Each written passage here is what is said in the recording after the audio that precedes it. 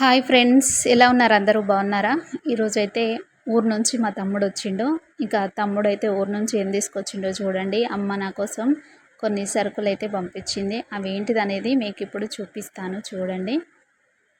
ఇక ఈ కవర్లో ఉన్నాయైతే పప్పులు.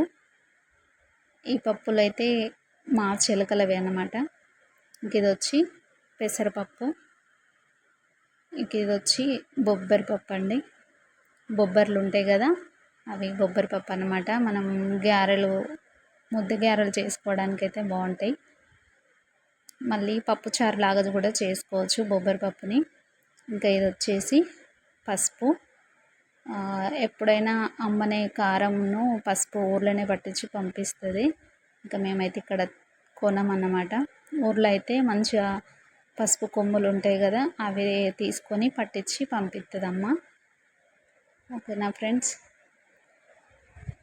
ఇంకా పసుపు, కారము, చింతపండు అన్నీ ఊర్ల నుంచి అమ్మ పంపిస్తుంది. ఇవి వచ్చి ఎండుమిర్చి.